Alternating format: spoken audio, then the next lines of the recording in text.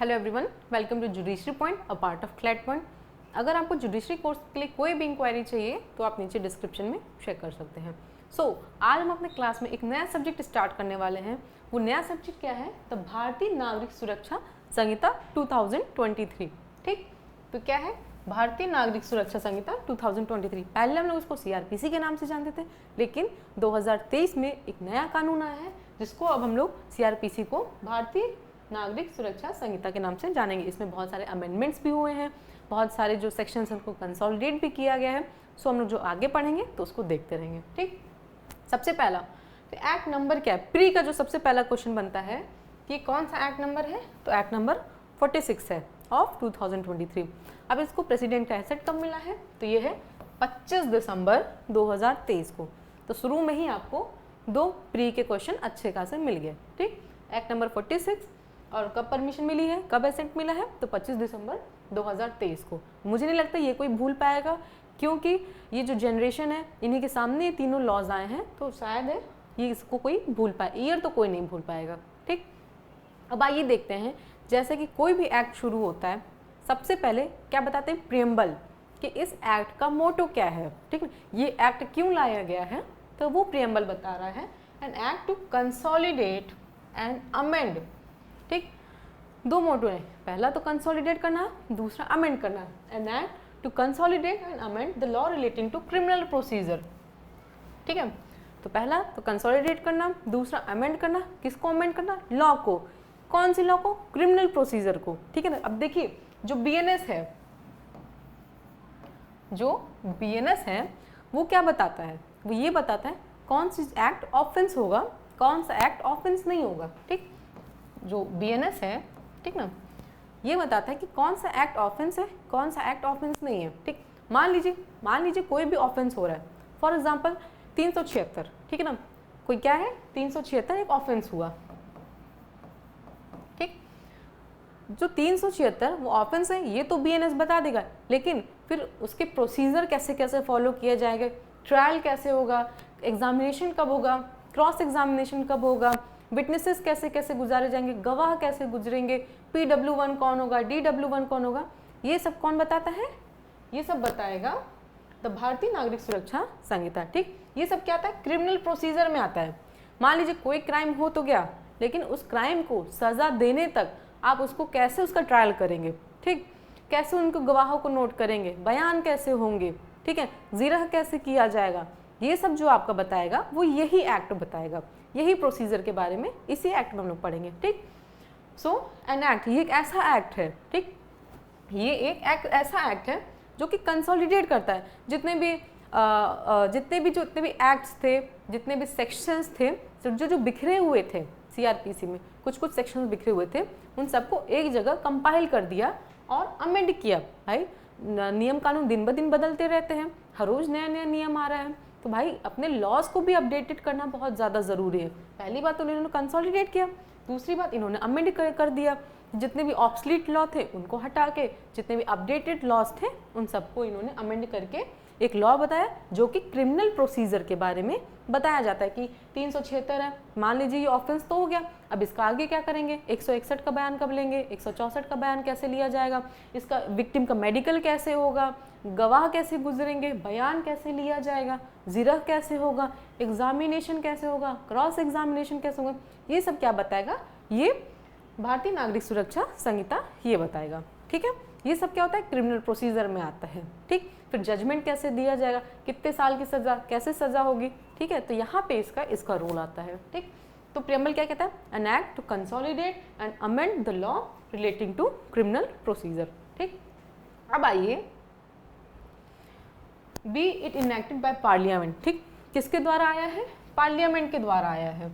In the 74th year of the republic of India as follows. ठीक, तो जैसे क्या होता है कि हम लोग बहुत पहले पढ़ते थे कि एक्ट किसके द्वारा पास हुआ है, तो यहाँ पे क्या है? ये पार्लियामेंट लेके आई है, 74th year of the republic of India में लेके आई है। ठीक, अब आइए चैप्टर 1। चैप्टर 1 क्या है? इसकी हेडिंग क्या है? प्रिलिमिनरी।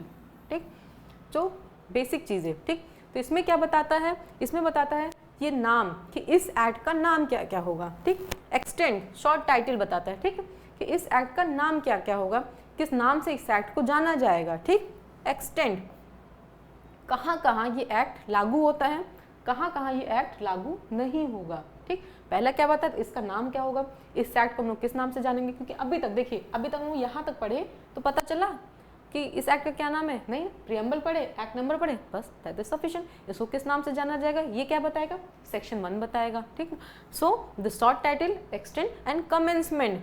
कमेंसमेंट ये कब से लागू होगा, ठीक है, इसका नाम क्या होगा, ये कहाँ कहाँ लागू होगा, ये कब से लागू होगा, ये बताता है चैप्टर 1 दैट इज प्रिलिमिनरी। ठीक, अब आइए देखते हैं सेक्शन 1 का सब सेक्शन 1 क्या कहता है। ठीक, दिस एक्ट में बी कॉल्ड द भारतीय नागरिक सुरक्षा संहिता 2003। ये क्या हो गया, नाम हो गया।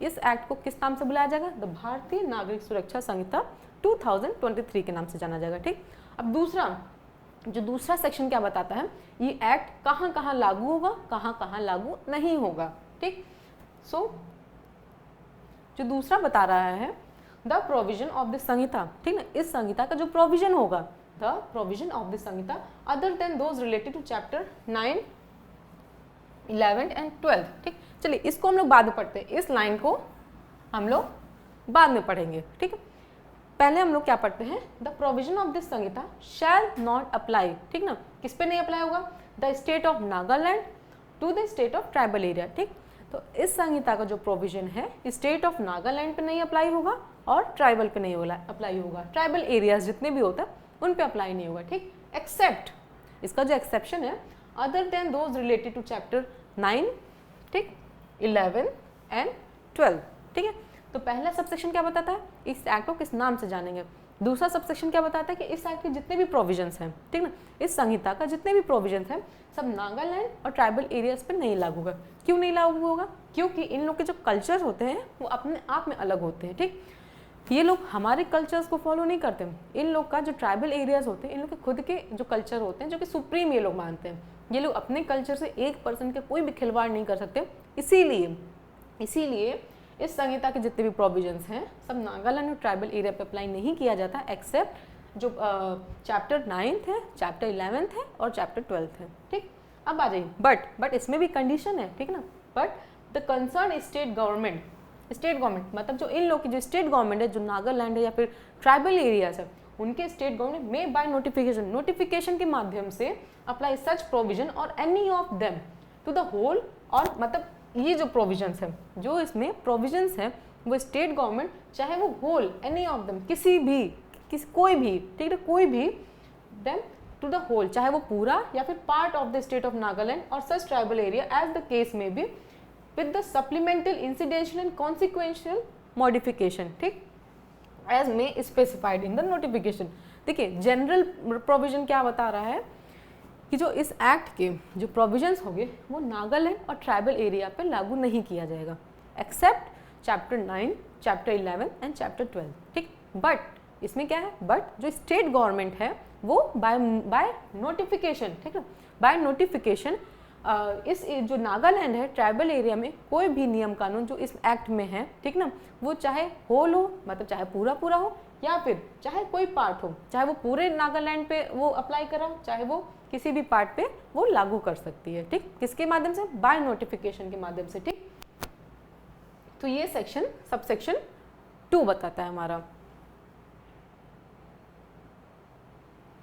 अब आइए एक्सप्लेनेशन पे आते हैं हम लोग। तो एक्सप्लेनेशन क्या कहता है, in this section tribal area means the territories which immediately before 21st day of January 1972 were included in the tribal area of Assam as referred in the paragraph 20 of the 6th schedule to the constitution other than those within the local limits of the municipality of Shillong। तो ये क्या बताता है, ये explanation क्या बताता है, आप किसको ट्राइबल एरिया मानोगे। ठीक, अब सब सेक्शन 3 क्या बताता है, ये कब से लागू होगा, ठीक ना, ये कब से, ये जो एक्ट है ये कब से एनफोर्स किया जाएगा। ठीक, it shall come in force on such date as central government में by notification in the official gazette of point. ठीक है, तो ये जिस दिन से सेंट्रल गवर्नमेंट नोटिफाई कर देगी, ठीक है ना, किसी भी गैजेट पे, ऑफिशियल गैजेट पे नोटिफाई कर देगी, उस दिन से ये एक्ट लागू हो जाएगा। ठीक, तो पहला जो सेक्शन 1 का सबसेक्शन 1 क्या बताता है कि इस एक्ट को किस नाम से हम लोग जानेंगे। ठीक, सबसेक्शन 2 क्या बताता है, ये एक्ट कहाँ कहाँ पे लागू होगा, कहाँ कहाँ पे लागू नहीं होगा। जैसे कि जो ट्राइबल्स एरिया है या फिर नागालैंड है, वहाँ पे ये जो एक्ट हैं इनके प्रोविजंस लागू नहीं होंगे except chapter 9, chapter 11 and chapter 12, ठीक। बट अगर स्टेट गवर्नमेंट चाहे तो बाय नोटिफिकेशन कोई भी जो प्रोविजंस है वो लागू कर सकती है, चाहे वो पूरे स्टेट पे चाहे भी किसी पार्ट पे, ठीक। अब सबसेक्शन 3 क्या बताता है, ये एक्ट है ये कब से एनफोर्स होगा, ठीक ना, ये कब से लागू होगा ये बताता है सबसेक्शन 3, ठीक। अब आ जाइए section 2, that is definition clause. इसमें भी बहुत सारे चेंजेस हुए, कुछ सेक्शन को डिलीट कर दिया गया तो कुछ सेक्शन को वापस से ऐड कर दिया गया है। जैसे कि ऑडियो वीडियो इलेक्ट्रॉनिक मीन्स, ये हम लोग सीआरपीसी में नहीं देखते थे, लेकिन इस एक्ट में हम लोग पढ़ेंगे। ये देखिए बेल की डेफिनेशन हम लोग नहीं पढ़ते थे, बेल बॉन्ड के बारे में नहीं पढ़ते थे, बॉन्ड के बारे में हम लोग को नहीं पढ़ना पड़ता था सीआरपीसी में, लेकिन इस एक्ट में आपको ये सब भी पढ़ना पड़ेगा, ठीक। अब आइए, in this Samhita unless the context otherwise require, ठीक है। तो जो ए सेक्शन 2 का जो ए क्लॉज है वो बताता है ऑडियो वीडियो इलेक्ट्रॉनिक मीन्स, इसका मतलब बताता है, ठीक। It shall include use of any communication device, वो डिवाइस जिससे हम लोग कम्युनिकेट कर सकते हैं for the purpose of video conferencing, ठीक ना, वो डिवाइस जिससे हम लोग कम्युनिकेट कर सकते हैं, कैसे, वीडियो कॉन्फ्रेंसिंग के लिए, recording of process of identification, ठीक ना, अगर कहीं रिकॉर्डिंग हो रही है आइडेंटिफिकेशन प्रोसेस के लिए, वो भी किस में आएगा, ऑडियो वीडियो इलेक्ट्रॉनिक मीन्स में आएगा, ठीक। सबसे पहला क्या है, एक कम्युनिकेशन डिवाइस आएगा, ठीक ना। दूसरा क्या है, कोई रिकॉर्डिंग आइडेंटिफिकेशन के लिए अगर कोई रिकॉर्डिंग किया जाएगा तो वो दूसरा आएगा। अब तीसरा क्या है, सर्च एंड सीजर और एविडेंस के लिए, मान लीजिए कोई भी आपका इक्विपमेंट्स है, अगर वो कोई सर्च के लिए यूज़ किया जा रहा है या फिर किसी सीजर के लिए यूज़ किया जा रहा है सीजर, या फिर कोई एविडेंस रिकॉर्ड करने के लिए किया जा रहा है, तो वो भी किस में आएगा, ऑडियो वीडियो इलेक्ट्रॉनिक मीन्स में आएगा, ठीक। ट्रांसमिशन ऑफ इलेक्ट्रॉनिक कम्युनिकेशन, ये तीसरा हो गया। ये चौथा हो गया, या फिर कोई आप इलेक्ट्रॉनिक कम्युनिकेशन ट्रांसमिट कर रहे हो, इधर से उधर कम्युनिकेट कर रहे हो, ठीक, तो ये भी आएगा transmission of electronic communication and for such other purpose, ठीक ना, and by such other means as the state government may by rules provided, ठीक है। अगर इन सब के लिए आ रहा है तो ठीक, कम्युनिकेशन के लिए आ रहा है, आप चलो वीडियो कॉन्फ्रेंसिंग कर रहे हो, ठीक ना, आप किसी आइडेंटिफिकेशन के प्रोसीजर को रिकॉर्ड कर रहे हो, आप कहीं एविडेंस ले रहे हो, ठीक, कहीं सर्च कर रहे हो, ठीक, किसी इलेक्ट्रॉनिक कम्युनिकेशन के लिए आप ट्रांसमिशन के लिए इसको यूज़ करो तो ठीक है। अदरवाइज भी अगर स्टेट गवर्नमेंट बताएगी तो वो भी किस में आएगा, ऑडियो वीडियो इलेक्ट्रॉनिक मीन्स, ठीक। यहाँ जो लिखा है फॉर सच अदर पर्पज, इसके अलावा भी अगर स्टेट गवर्नमेंट बताती है कि ये आएगा तो भी वो ऑडियो वीडियो इलेक्ट्रॉनिक मीन्स में आएगा, ठीक। ये है ए, जो सेक्शन 2 का क्लॉज ए बताता है, वो बताता है ऑडियो वीडियो इलेक्ट्रॉनिक मीन्स में आप किसको किसको लेंगे, तो जो ये बताए यही नहीं, बाकी और चीज़ें भी आ सकती हैं, ठीक। अब आइए दूसरा जो क्लॉज बी है, ठीक। बी क्या बताता है, बेल, ठीक। बेल का मतलब क्या होता है, रिलीज ऑफ पर्सन एक्यूज्ड, सबसे पहला यहाँ जो शब्द है वो एक्यूज्ड है, और suspected of commission of an offence, ठीक ना। तो सबसे पहले बेल किसको दिया जाता है, एक एक्यूज्ड पर्सन को दिया जाता है, या फिर वो सस्पेक्टेड है for the commission of any offence, ठीक। मतलब एक्यूज मतलब कौन, जिसके ऊपर ये है कि नहीं हाँ इसने ये ऑफेंस किया है, ठीक। आरोपी व्यक्ति, इसके ऊपर ये आरोप लगा है, इन्होंने ये ऑफेंस किया है। या फिर जो सस्पेक्टेड है, भाई जो सस्पेक्टेड पर्सन भी तो होते हैं, जो नामजद टाइप के लोग होते हैं, suspected of commission of any offence from the custody of law, अगर कोई व्यक्ति लॉ के कस्टडी में है तभी उसको बेल मिल सकता है, अदरवाइज उसको बेल नहीं मिलेगा, ठीक ना। तो कस्टडी ऑफ लॉ में अगर कोई एक्यूज्ड पर्सन है या फिर suspected for the commission of offence, suspected person है, upon certain condition imposed by an officer or court on execution by such person of bond or bail, ठीक है। अब चलिए इसको हम लोग एक इजी लैंग्वेज में समझते हैं। बेल क्या होता है, कोई भी एक्यूज्ड पर्सन है या फिर सस्पेक्टेड पर्सन है, उसको कस्टडी ऑफ लॉ से छुड़ाना, ठीक ना, कस्टडी ऑफ लॉ से छोड़ना छुड़ाना जो भी है, और अपॉन अ कंडीशन, कंडीशंस कैसी होगी कि तुम इस देश को छोड़ के जाओगे नहीं, तुम एविडेंस को टैम्पर नहीं करोगे, तुम विटनेसेस को परेशान नहीं करोगे, अगर ये सब कंडीशन तुम फॉलो कर रहे हो तो हम तुमको छोड़ने को तैयार हैं, ठीक है। अब आइए एक इसका हम लोग इलस्ट्रेशन ले लेते हैं, जैसे बेल का फॉर एग्जांपल ए है, ठीक ना, ये जो ए है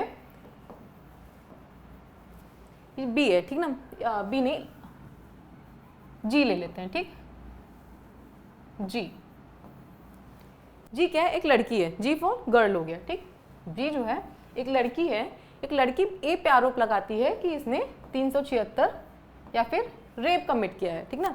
ए जो है वो रेप का ऑफेंस कमिट किया है, तो जो जी है वो ए पे 376 का मुकदमा दर्ज करवाती है, ठीक। अब क्या होता है, जैसे इनके ए के खिलाफ 376 का मुकदमा दर्ज होता है, पुलिस इनको उठा के लेके चली जाती है, ठीक। तो यहाँ 376 में इनको गिरफ्तार कर लेती है, ठीक। तो यहाँ पे क्या होगा, ए तो जेल में चले गया। तो जेल क्या है, कस्टडी ऑफ लॉ, ए क्या है, इस समय लॉ की कस्टडी में है, ठीक। अब ये ए क्या है, ये एक्यूज्ड पर्सन है, क्यों, क्योंकि इनको आरोप लगा है 376 का।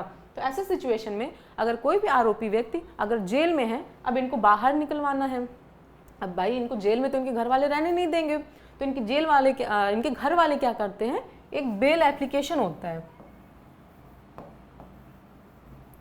बेल एप्लीकेशन को मूव करते हैं सेशन कोर्ट में, ठीक। वहां से इनको जो जज साहब बैठे रहते हैं वो कहते हैं ठीक है भाई ए, मैं तुमको छोड़ तो दूंगा लेकिन मेरी भी कुछ शर्तें हैं, मैं ऐसे नहीं छोड़ूंगा।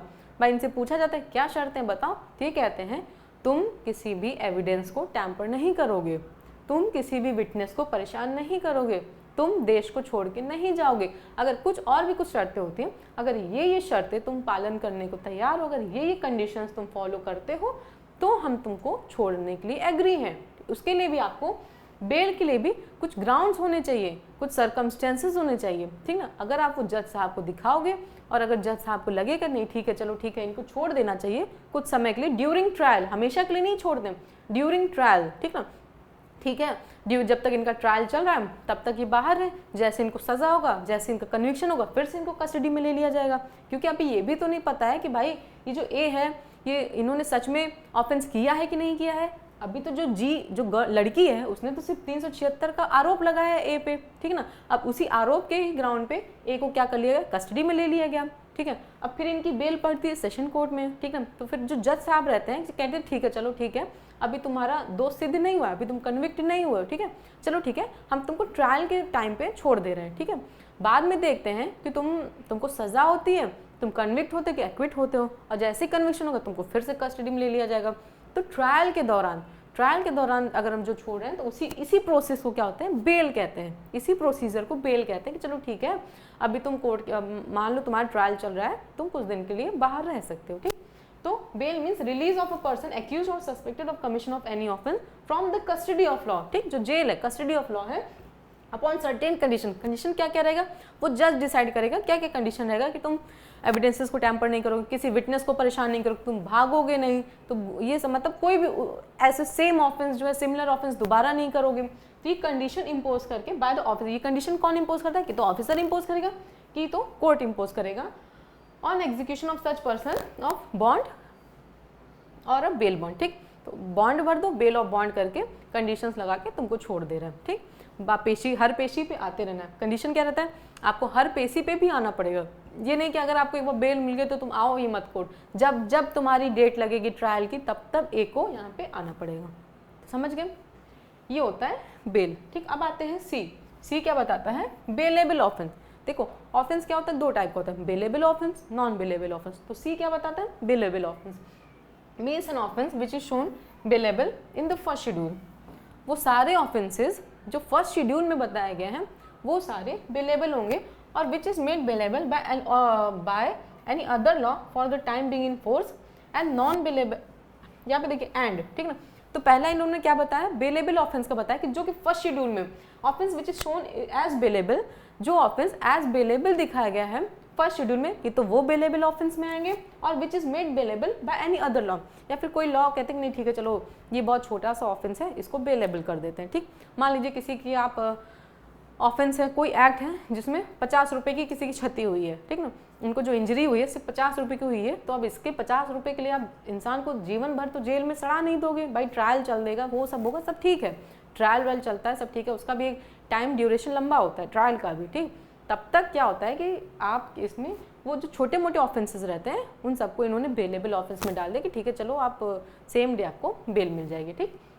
सो bailable offence means an offense which is shown as bailable in first schedule or which is made bailable by any other law, ठीक। अगर वो ऑफेंस फर्स्ट शेड्यूल में बेलेबल है तो वो आएगा, या फिर कोई किसी अदर लॉ के द्वारा उसको बेलेबल ऑफेंस बनाया गया है वो आएगा। And non bailable offence means any other offence, ठीक। इसमें क्या है, बेलेबल और नॉन बेलेबल ऑफेंस को दोनों में डिफाइन करें। बेलेबल वो है कि जो फर्स्ट शेड्यूल में अगर बेलेबल दिखाया गया है तो वो बेलेबल होगा, और इसको छोड़ के जितने भी ऑफेंसेस रहेंगे सब नॉन बेलेबल ऑफेंस रहेंगे। ठीक है, तो ये है डेफिनेशन। अब आइए हम लोग देखते हैं बेल बॉन्ड का क्या मतलब होता है। हम लोग इसमें तो देख लिए कि बेल मतलब क्या होता है कि जो पर्सन है, एक्यूज पर्सन है, सस्पेक्टेड पर्सन है, उसको रिलीज करना from the custody of law upon certain condition. देख लेकिन जो लास्ट में है, impose by an officer or court on the execution by such person of bond or bail bond. तो इन दोनों शब्द का मतलब क्या है वो हम लोग इसमें देखेंगे। ठीक, अब आइए देखते हैं बेल बॉन्ड का मतलब। Means N undertaking for release with surety.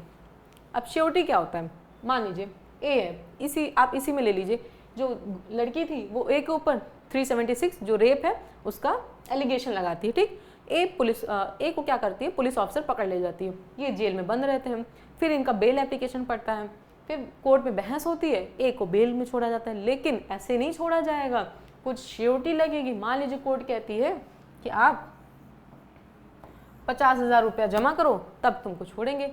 ये क्या है, ये श्योरिटी रहती है कि आप मान लीजिए आप विक्टिम को कंपनसेट कर सकते हो इससे, कि या फिर ये इस बात की श्योरिटी रहती है कि जो ए है वो देश छोड़ के भागेगा नहीं, आप उसको इतना पैसा जमा करवा लिया जाता है कि जिससे आप विक्टिम को कंपनसेशन दिलवा सको। इतना पैसा आपसे पहले ही जमा कर लिया जाएगा। ठीक है, कि आप मुझे श्योरिटी दो कि भाई आप आओगे। श्योरिटी क्या होगी, मनी की फॉर्म में भी हो सकती है, किसी प्रॉपर्टी का कागज भी लग सकता है, कुछ ना कुछ आप श्योरिटी तो देना ही पड़ेगा ना।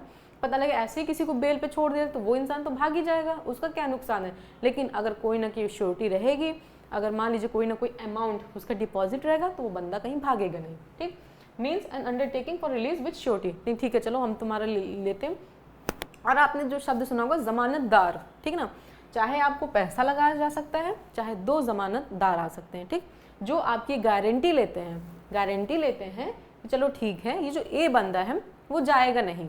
ठीक, तो बेल बॉन्ड का मतलब N undertaking for the release with surety, कि चाहे मतलब कोई मान लीजिए ए है, अब इनकी श्योरिटी कैसे हो सकती है, 2 जमानतदार लगेंगे।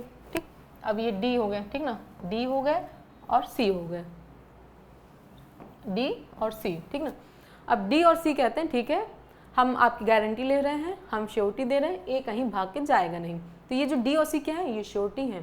ठीक है, हम गारंटी ले रहे हैं, ए कहीं जाएगा नहीं। ठीक है, तो ये क्या हो गया, ये आपके श्योरिटी में आ गया। और इसके बदले में 2 लोग तो चाहिए ही चाहिए। इसके बदले में जो इनसे पैसा रुपया जमा करवाया जाएगा विक्टिम को कभी कंपनसेट करने के लिए, या फिर किसी के लिए भी जो इनसे पैसा रुपया जमा करवाया जाएगा, वो भी किस में आएगा, बेल बॉन्ड में आएगा। ठीक, अब आ जाइए बॉन्ड, जो ई जो 2E है वो डिफाइन करती है बॉन्ड क्या होता है, मीन्स अ पर्सनल बॉन्ड। ठीक है, पर्सनल बॉन्ड तो इसमें आता ही आता है। मान लीजिए जब आप ये जो ए है ये जब जेल से छूटेंगे तो इनसे एक एग्रीमेंट भी साइन करवाया जाएगा कि आप देश छोड़ के जाओगे नहीं, आप किसी को तंग नहीं करोगे, आप जो ऑफेंस है सिमिलर इन नेचर वो दोबारा नहीं करोगे। ठीक ना, आप एविडेंसेस को नहीं टैम्पर करोगे, विटनेसेस को नहीं परेशान करोगे। ठीक, तो ये क्या होगा, ये पर्सनल बॉन्ड में हो गया। ठीक, और N undertaking for release without surety. ठीक है ना, आपसे पर्सनल बॉन्ड में भी साइन करवा दिया जाएगा, या फिर N undertaking for the release without surety. तो ये क्या हो गया, ये बॉन्ड हो गया। ठीक है, अब आइए चार्ज पे। देखिए यहाँ पे जो चार्ज का डेफिनेशन है वो एक एम्बिगुअस टाइप का है। ठीक, इसको डिफाइन नहीं किया गया कि चार्ज किसे कहते हैं हम लोग, चार्ज होता क्या क्या है, बस ये बता दिया गया है कि चार्ज इंक्लूड क्या क्या करता है, इसके अंदर आता क्या क्या है ये इन्होंने तो बता दिया, लेकिन चार्ज होता क्या है ये इन्होंने डिफाइन नहीं किया। ठीक, जो 2F है ये बताता है charge. So the charge includes any head of charge when the charge contain more heads than 1। ठीक, तो क्या होता है, एक चार्ज होता है। अब जैसे इसको हम लोग आप एक एग्जांपल से समझिए, मान के चलिए ये ए है, ठीक ना, इनके ऊपर ए है, ठीक है ना, ए ये एक पति हैं। आजकल जो जैसा है सबसे ज़्यादा जो सोसाइटी में समाज में जो केसेस आ रहे हैं सबसे ज़्यादा डाउरी डेथ या फिर दहेज उत्पीड़न, इन सब का केसेस सबसे ज़्यादा है। तो ए क्या हो गया, ये पति, या फिर पी मान लेते हैं, पी फॉर पति। ठीक, तो जो पति हैं इनके ऊपर इनकी वाइफ ने एलिगेशन लगाया है 498A क्रूएल्टी का। ठीक ना, 3-4 DP एक्ट, इनकी वाइफ ने एलिगेशन लगाया है पति पे 498A और 3-4 DP एक्ट का। ठीक, अब भाई पुलिस आती है, पूरा इन्वेस्टिगेशन वगैरह करती है, चार्जशीट फाइल कर देती है, ठीक ना। जब चार्जशीट फाइल करती है तो उसको जो मजिस्ट्रेट रहता है उसका कॉग्निजेंस लेता है, फिर देखता है कि क्या इनके ऊपर वो चार्जेस फ्रेम हो रहे हैं कि नहीं हो रहे हैं। तो वो जो चार्जेस फ्रेम होगा, मान लीजिए इन्होंने जो आईओ है उसने अपना चार्जशीट लगाया 498 3/4 DP एक्ट पे कि चलो ठीक है, जो हम इन्होंने जो वाइफ ने जो एलिगेशन लगाया, हम मौके पे गए, वहाँ पे इन्वेस्टिगेट किए और हमने देखा कि ये जो ऑफेंस है 49 क्रुएल्टी वाला और 3/4 DP एक्ट का, ये वाइफ के अगेंस्ट हुआ है। ये आईओ क्या होता है, जाता है वहाँ पे इन्वेस्टिगेट करता है, फिर एक रिपोर्ट दे देता है मजिस्ट्रेट को, चार्जशीट लगा देता है कि नहीं ठीक है, चलो ठीक है, ये ऑफेंस हुआ है और मेरी तरफ से ये चार्जशीट जा रहा है, ठीक। जो चार्जशीट आता है आईओ के द्वारा, जो चार्जशीट भेजा जाता है, ये बाद में मजिस्ट्रेट देखता है, ठीक है, कि देखे भाई जो आईओ ने चार्जशीट लगाया वो सही है कि गलत है, किस किस ग्राउंड पे चार्जशीट लगाया रहता है। इसमें क्या होता है, बहुत सबके बयान भी नोट रहते हैं, तो सारे ग्राउंड्स को देख के सब कुछ पढ़ के मजिस्ट्रेट क्या काम करता है कि अगर उसको सही लगता है, जो रिपोर्ट आईओ की जो रिपोर्ट है, अगर वो उसको सही लगता है तो फिर वो क्या होता है, मजिस्ट्रेट क्या होता है, फ्रेमिंग ऑफ चार्ज करता है, ठीक। यहीं पे आता है charge includes any head of charge, चाहे वो एक मतलब चाहे वो 498 ए हो, ठीक है, चाहे वो एक सेक्शन हो, या फिर when the charge contain more than 1 heads, चाहे वो 3-4 सेक्शन हो, ये सारे क्या होंगे, ये चार्जेस में आएंगे। तो मजिस्ट्रेट क्या काम करता है, चार्ज फ्रेम करता है, फिर आगे उसका ट्रायल होता है। ये होता है चार्ज का। यहाँ पे चार्ज का मीनिंग नहीं दिया गया है कि चार्ज को ना ही डिफाइन किया गया कि चार्ज क्या क्या कहता है, बस ये कहता है कि any head of charge when the charge contain more than 1 heads than 1, ठीक। चाहे वो एक सेक्शन हो, चाहे वो 10 सेक्शन हो, सब अगर मजिस्ट्रेट ने चार्ज फ्रेम कर दिया है तो उसमें सब आएंगे, ठीक है। तो ये बताता है चार्ज। अब आइए कॉग्निजेबल ऑफेंस। कॉग्निजेबल ऑफेंस क्या होता है, वो ऑफेंस जो कि बहुत ही हीनियस इन नेचर का होता है, जो कि बहुत मतलब ब्रूटल ऑफेंस होता है, ठीक ना। इसमें क्या होता है कि तुरंत पुलिस का संज्ञान लेना बहुत ज़रूरी है, नहीं तो ऑफेंडर क्या होगा, वो भाग जाएगा, ठीक ना। तो ऐसे केसेस को क्या कहते हैं, कॉग्निजेबल ऑफेंस कहते हैं, जो कि बहुत ही हीनियस का नेचर का है। अगर पुलिस तुरंत नहीं पकड़ रही है, तुरंत उस पर संज्ञान नहीं ले रही, तुरंत कॉग्निजेंस नहीं ले रही है, तो जो ऑफेंडर है वो बच के निकल जाएगा, ठीक। तो आप डेफिनेशन देखें, cognizable offence means an offence for which and cognizable case means, इसमें ऑफेंस के बारे में भी बताया है और कॉग्निजेबल केस के बारे में भी बताया कि ये दोनों क्या कहते हैं। Means a case in which police officer may in accordance with the first schedule or under any other law for the time being force arrest without warrant. अब देखिए जनरली क्या होता है, वारंट अगर इशू होता है, अगर छोटे मोटे कोई क्राइम्स होते हैं तो उसमें वारंट के साथ पुलिस जाती है अरेस्ट करने। लेकिन अगर मान लीजिए बहुत बड़ा अपराध है, जैसे मर्डर का, फॉर एग्जाम्पल अगर 302 का अपराध हो रहा है, मर्डर का अपराध हो रहा है, तो अगर ऐसे केस में अगर पुलिस तुरंत ऐसे, मतलब ये क्या है, 302 क्या है, हीनियस ऑफेंस है, बहुत बड़ा अपराध है। 376 हो गया, ठीक, रेप हो गया, ये भी क्या है, ये भी हीनियस ऑफेंस है। 307 हो गया। तो जितने भी हीनियस ऑफेंस है इसमें पुलिस को वारंट की जरूरत नहीं कि नहीं ठीक है हम पहले जाएं कोर्ट से वारंट लेके आए तब तुमको पकड़ो। अगर इतना समय इन लोग को दे देगा तब तक तो जितने भी अपराधी लोग हैं सब तो फरार हो जाएंगे, पुलिस इनको तो पकड़ती रह जाएगी। इसीलिए कुछ कुछ ऐसे ऑफेंसेस को अलग कर दिया गया है जहाँ पे अरेस्ट करने के लिए आपको वारंट की ज़रूरत नहीं है, you can arrest even without warrant, ठीक ना। सो ऐसे सिचुएशन में जहाँ पे जो पुलिस ऑफिसर है कैन अरेस्ट विदाउट वारंट, तो ऐसे केसेस को कैसे कहते हैं, कॉग्निजेबल ऑफेंस। मतलब पुलिस देखी नहीं मर्डर हुआ, आपको तुरंत कॉग्निजेंस लेना है, आपको तुरंत बंदे को अरेस्ट करना है, ठीक ना, आपको तुरंत बंदे को कस्टडी में लेना है, आपको वेट नहीं करना है, आपको किसी भी वारंट की जरूरत नहीं, कुछ नहीं। आप देख रहे हो वहाँ मर्डर हुआ है, आप वहाँ पे पहुँचे, देखें ये बंदा मर्डर किया है, आपको किसी पे डाउट हुआ, आपने तुरंत उसको कस्टडी में ले लिया, ठीक। मान लीजिए अगर आपको यहाँ पे वारंट के लिए कह दिया जाता तब तो अपराधी तो भाग ही जाता। तो cognizable offence means an offence for which, या फिर cognizable case means a case in which a police officer may in according with the first schedule or under any other law, any other law जैसे कि DP हो गया या फिर कोई भी डाउरी प्रोहिबिशन हो गया, पॉस्को हो गया, ये सब हो गया, any other law for the time being in force, जो कि अभी अस्तित्व में है, जो भी अभी इन फोर्स में है। Arrest without warrant, cognizable offence में आपको अरेस्ट करने के लिए वारंट की जरूरत नहीं होती है, ठीक। इसमें क्या होता है, कॉग्निजेबल ऑफेंस में जनरली बहुत ही हीनियस टाइप के ऑफेंस आते हैं, जैसे कि 302, 376, 307 और भी अन्य अपराध होते हैं, वो सब कॉग्निजेबल केस में आते हैं, ठीक। कॉग्निजेबल केस में क्या होता है कि पुलिस ऑफिसर जो होता है वो बिना वारंट के अरेस्ट कर सकता है, इसको किसी भी वारंट की जरूरत नहीं होती है, ठीक। अब आइए कंप्लेंट देखते हैं हम लोग।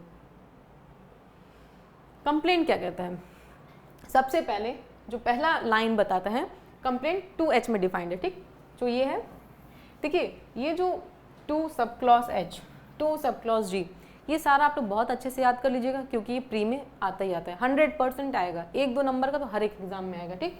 अब आइए कंप्लेंट, जिसका पहला लाइन बताता है कंप्लेंट मीन्स एनी एलिगेशन, ये जो एनी एलिगेशन है, ठीक। पहला कंप्लेंट की जो डेफिनेशन है ये भी मेंस के लिए बहुत इंपॉर्टेंट है, सो इसलिए हम इसको और अच्छे से पढ़ेंगे। कंप्लेंट मीन्स एनी एलिगेशन, कोई भी एलिगेशन हो, ठीक है, एनी एलिगेशन मेड ओरली और इन राइटिंग, ठीक। पहला क्या होना चाहिए? कोई एलिगेशन होना चाहिए। दूसरा क्या होना चाहिए? चाहे वो ओरली हो, ठीक ना, चाहे वो ओरली हो, चाहे वो इन रिटन फॉर्म में हो। पहली बात तो एक एलिगेशन होना चाहिए, चाहे वो मौखिक रूप से हो, चाहे वो लिखित रूप से हो। जरूरी नहीं है कि अगर आप रिटन देंगे तभी वो कंप्लेंट माना जाएगा, या फिर से आप मौखिक देंगे तभी कंप्लेंट माना जाएगा, ठीक। वो चाहे ओरली भी हो सकता है, चाहे रिटन फॉर्म में भी हो सकता है, ठीक। तो एक एलिगेशन होना चाहिए, वो चाहे ओरली में चाहे रिटन होना चाहिए, मेड टू अ मजिस्ट्रेट, ठीक। किसको होना चाहिए? मजिस्ट्रेट को किया जाना होना चाहिए, ठीक। ये जो हम लोग छाट रहे हैं एसेंशियल एलिमेंट है कंप्लेंट के, ठीक। पहला एलिगेशन होना चाहिए, दूसरा ओरली या फिर रिटन होना चाहिए, तीसरा मजिस्ट्रेट को होना चाहिए। किस लिए हम लोग कंप्लेंट कर रहे हैं भाई? किस लिए हम लोग किसी की कंप्लेंट लेके जा रहे हैं? हम लोग का मन क्या है? विथ अ व्यू, किस लिए हम लोग जा रहे हैं? To take action under this संहिता, ठीक है भाई। अगर हम मजिस्ट्रेट के पास कोई भी एप्लीकेशन लेके जा रहे हैं, कोई भी कंप्लेंट अगर रिटन लेके जा रहे हैं, तो हम ये चाहते हैं कि जो मजिस्ट्रेट है वो कोई ना कोई एक्शन ले, कोई ना कोई एक्शन ले under this Sanhita, that some person, कि कोई भी व्यक्ति, वेदर नोन और अननोन, ठीक ना, कोई भी व्यक्ति वेदर नोन और unknown has committed an offence but does not include a police report, ठीक ना। पुलिस अगर कोई रिपोर्ट देती है तो उसको कंप्लेंट नहीं माना जाएगा, ठीक। अब चलिए, कंप्लेंट मतलब क्या होता है कि एक एलिगेशन होता है। एलिगेशन कैसा होना चाहिए? चाहे रिटन होना चाहिए, चाहे ओरली भी हो सकता है, दोनों टाइप से एलिगेशन होना चाहिए, ठीक ना। Any allegation made either written or orally. किसको एलिगेशन किया जाना चाहिए? किसको हम लोग को देना है? मजिस्ट्रेट को देना है, ठीक ना। मजिस्ट्रेट को देना है, किस लिए देना है? किस लिए देना है? ताकि आपको एक्शन लो, with a view to taking action under this संहिता, ठीक है ना। दैट सम पर्सन, कोई भी हो, चाहे वो नोन हो, चाहे वो अननोन हो, कोई भी पर्सन हो, वेदर नोन और unknown has committed an offence but does not include police report. इसमें एक एक्सेप्शन भी है, वो क्या है कि पुलिस रिपोर्ट कंप्लेंट पे नहीं आता है, ठीक। मान लीजिए ए है और बी है, ठीक ना। मान लीजिए बी ने कोई चोरी की, तो ए क्या काम करता है? जाके कंप्लेन कर सकते हैं। यहाँ पे तो पता है ए को कि बी ने चोरी की है, ठीक, तो इसलिए इसने डायरेक्ट दे दिया। कहीं क्या होता है कि किसी घर में, दीपावली में जनरली होता है कि हर कहीं ना कहीं किसी न किसी घर में चोरी हो ही जाती है, तो वहाँ पे पता तो होता नहीं कि चोर कौन है, ठीक ना। कोई नहीं जानते किसने चोरी की, कब चोरी की, कैसे चोरी की। तो ऐसे केसेस में भी चाहे आप जानते हो वेदर नोन, ठीक ना, इस वाले केस में आप जानते थे, चलो ठीक है, ए जानता था कि बी नहीं चोरी किया है तो सीधे कंप्लेन दे दिया। लेकिन अननोन, जैसे कि कभी कभी क्या होता है कि किसी घर में चोरी हो जाती है तो पता तो चलता नहीं कौन चोरी किया, तो ऐसे केस में भी जहाँ पे जो अननोन पर्सन होता है, ऑफेंस अननोन व्यक्ति ने किया है, ऐसे केस में भी आप कंप्लेंट दे सकते हो, ठीक। ज़रूरी नहीं है कि आप उनको जानते हो कि भाई तुम्ही ने चोरी किया है तो मैं तभी दूंगा, मुझे नहीं पता किसने किया तो मैं नहीं दूंगा, ऐसा कोई एसेंशियल एलिमेंट नहीं है। मान लीजिए ए है, ठीक ना, वो जा रहे होते तो वो एक डेड बॉडी देखते हैं सड़क पे एक डी नाम का व्यक्ति है, वो मरा पड़ा है, ठीक। तो ऐसे केस में ए को पता नहीं किसने मर्डर किया है, ठीक, एक अननोन व्यक्ति ही मर्डर करके गया है, लेकिन तब भी क्या होगा, ए पुलिस को इन्फॉर्म करेगा, ठीक है ना, कि नहीं फला सड़क पे फला व्यक्ति पड़ा हुआ है, आप जाके देख लो, ठीक है। तो यहाँ पे जिसने ऑफेंस किया वो तो अननोन है, किसने मारा वो तो अननोन है, लेकिन ए तब भी जाएगा और वो कंप्लेंट दर्ज करवाएगा, ठीक।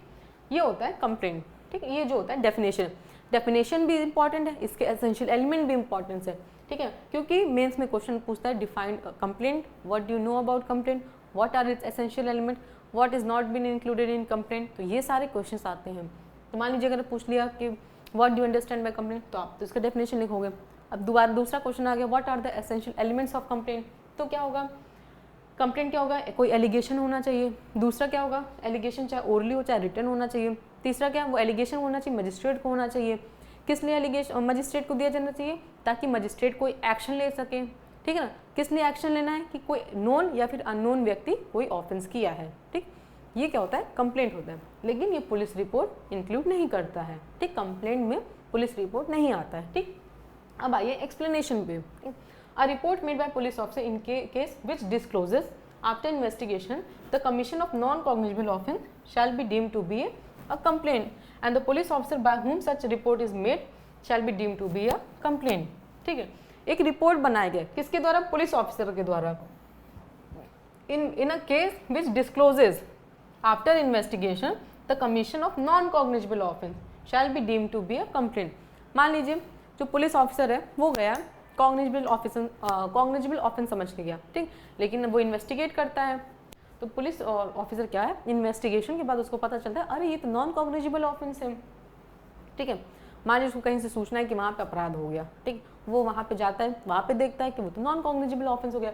ऐसे केस में अगर वो कोई रिपोर्ट करता है मजिस्ट्रेट को तो वो कंप्लेंट माना जाएगा, ठीक। A report made by police officer in case which disclosed after investigation, कोई ऐसा रिपोर्ट बनाया गया, a report made by police officer के द्वारा बनाया गया in a case which disclose after investigation के बाद ही पता चलता है the commission of non cognizable offence, ठीक ना, कि वहाँ पे जो हुआ है वो नॉन कॉग्निजेबल ऑफेंस हुआ है, shall be deem to be a complaint, ठीक। शैल बी, यहाँ पे शैल बी शब्द यूज है, मे बी नहीं है, shall be deem to be a complaint, ठीक। और एंड इतना ही नहीं, चलो कंप्लेंट तो मान लिया गया तो ठीक है, और police officer by whom such report is made shall be deem to be a complainant, अब वो जो पुलिस ऑफिसर है उसको कंप्लेनेंट मान लिया जाएगा, ठीक है।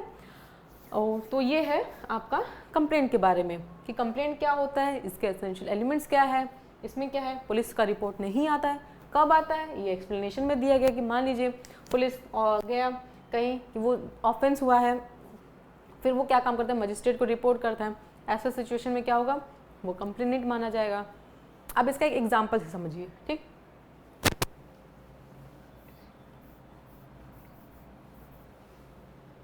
हम लोग में NDPS एक्ट है एक अपने इंडिया में, narcotic drugs and psychotropic substance एक एक्ट है जिसमें आपको चरस की तस्करी करना एक इलीगल अपराध माना गया है, ठीक। अब मान लीजिए ए है, ठीक, ये क्या है, ये अपना 1.5 किलो चरस लेके जा रहे थे, रास्ते में काली पन्नी में 1.5 किलो चरस लेके जा रहे थे। अब ये क्या है, ये पुलिस ऑफिसर है, P फॉर पुलिस ऑफिसर, ठीक। इनको डाउट होता है एक ही एक्टिविटी पे कि भाई ये तो बच के जा रहा है, इसका मतलब ये कुछ गड़बड़ किया है। ये क्या काम करता है, ए की तलाशी लेता है। जब ए की तलाशी लेता है तब तो पता चलता है अरे ये तो चरस लेके जा रहा था। यहाँ पे क्या होता है, जैसे ये चरस पाता है वैसे ए को तुरंत अरेस्ट कर लेता है और रिपोर्ट बना के मजिस्ट्रेट के पास भेज देता है। तो ऐसे सिचुएशन में कंप्लेनेंट कौन है, कंप्लेनेंट पुलिस ऑफिसर है, ठीक, और जिसकी रिपोर्ट है वो कंप्लेंट मानी जाएगी, समझ गए। तो ऐसे सिचुएशन में क्या होगा, ए को तो उसने जेल भेज दिया, कंप्लेंट कौन करेगा, पुलिस कर रहा है, कंप्लेनेंट कौन है, पुलिस है, और जो पुलिस की रिपोर्ट है, जो उसने रिपोर्ट बनाई कि ये व्यक्ति फला व्यक्ति फला रास्ते से 1.5 किलोग्राम चरस लेके जा रहा था, तो ये जो रिपोर्ट बना के मजिस्ट्रेट को देगा वो एज अ कंप्लेंट मानी जाएगी, ठीक।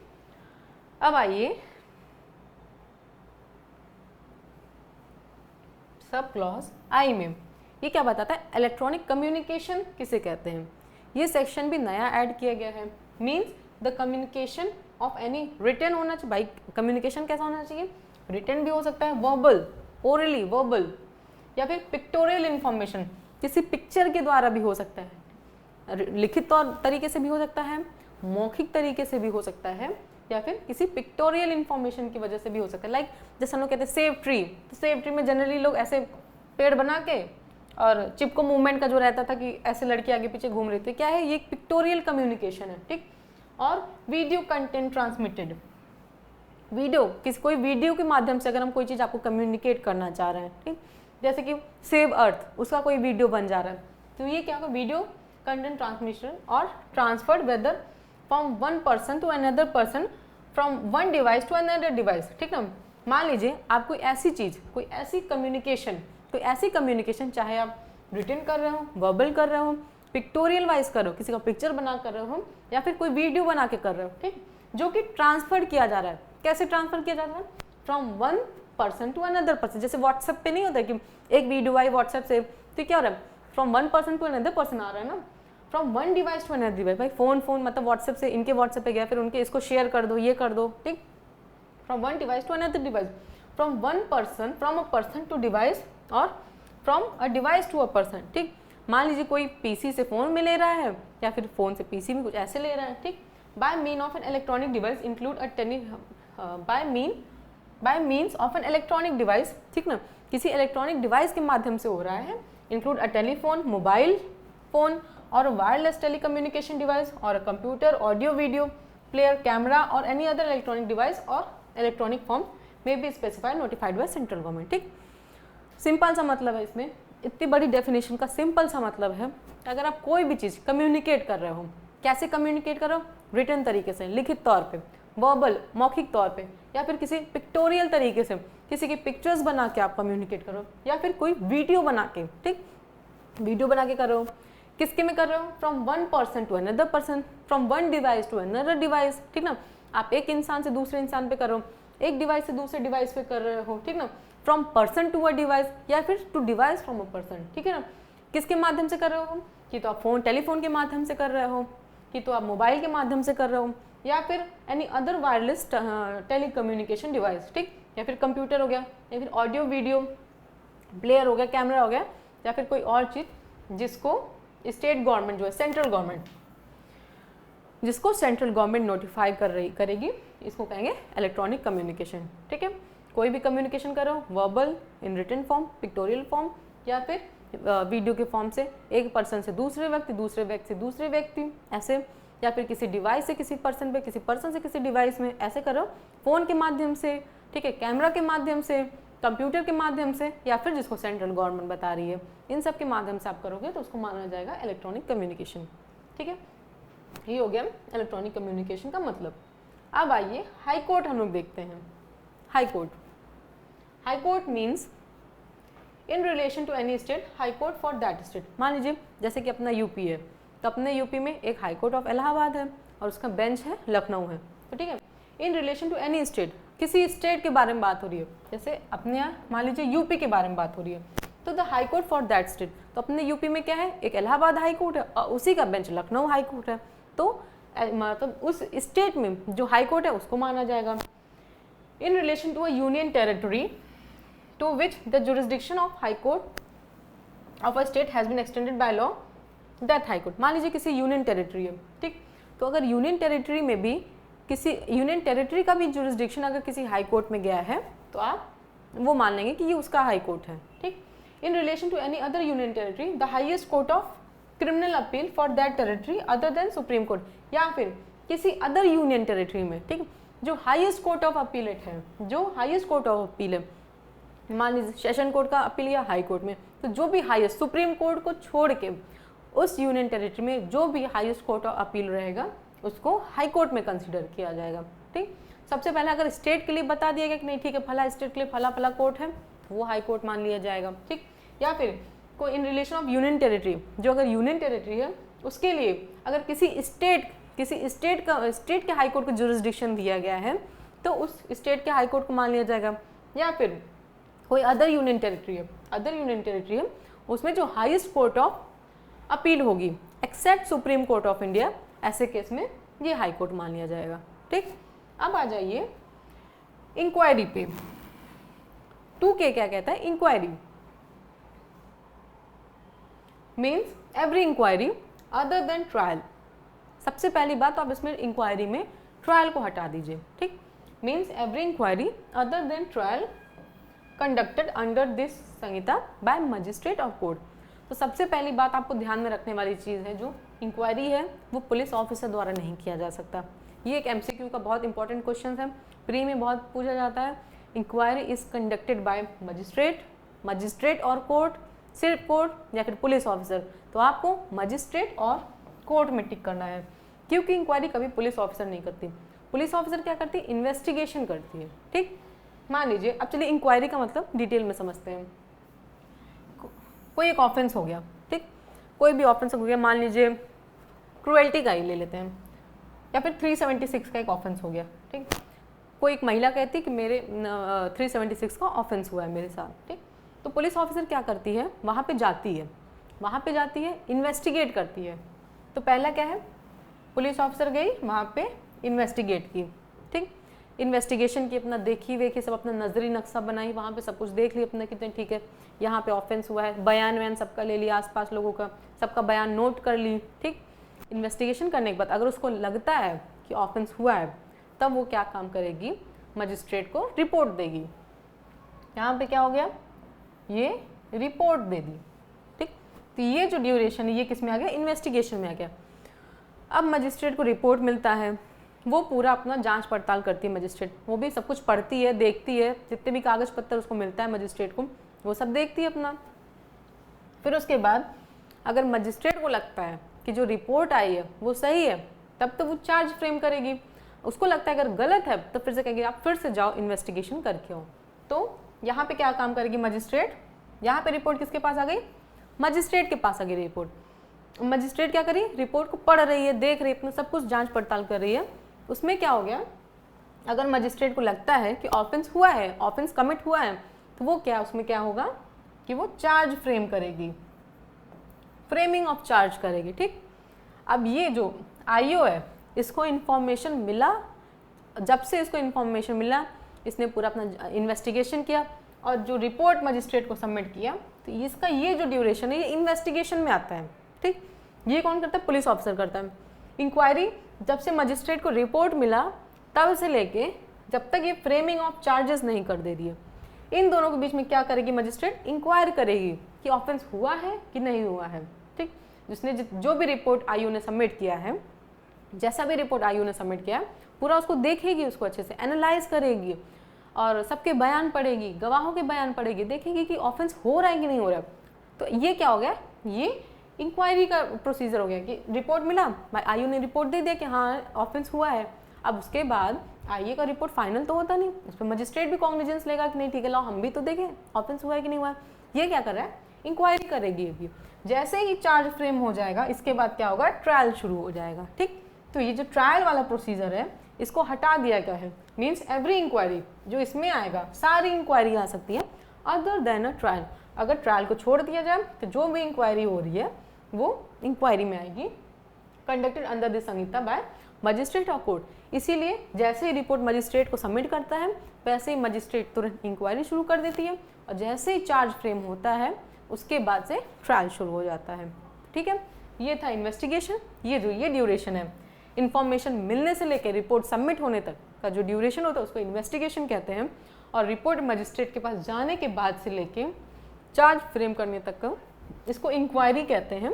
और जैसे ही चार्ज फ्रेम हो जाता है उसके बाद जो प्रोसीजर होता है जिसमें हम लोग एग्जामिनेशन करते हैं, क्रॉस एग्जामिनेशन करते हैं, विटनेसेस को देखते हैं। ठीक, ये सब क्या होता है, ट्रायल का प्रोसीजर होता है। ठीक, तो इंक्वायरी में ट्रायल नहीं आता। इन्वेस्टिगेशन कौन करता है, पुलिस ऑफिसर करता है, आईओ करता है। इंक्वायरी कौन करता है, मजिस्ट्रेट, कोर्ट करता है। और ट्रायल भी क्या होता है, मजिस्ट्रेट और कोर्ट करता है। ठीक है, ये हो गया। आज की क्लास में इतना ही। हम लोग नेक्स्ट क्लास में पढ़ेंगे इन्वेस्टिगेशन। इन्वेस्टिगेशन कौन करता है, बेसिक चीज़ हम लोग देख ही लिए हैं, तो इन्वेस्टिगेशन कौन करता है, कैसे होता है, तो ये हम लोग नेक्स्ट क्लास में देखेंगे। ठीक, so thank you so much.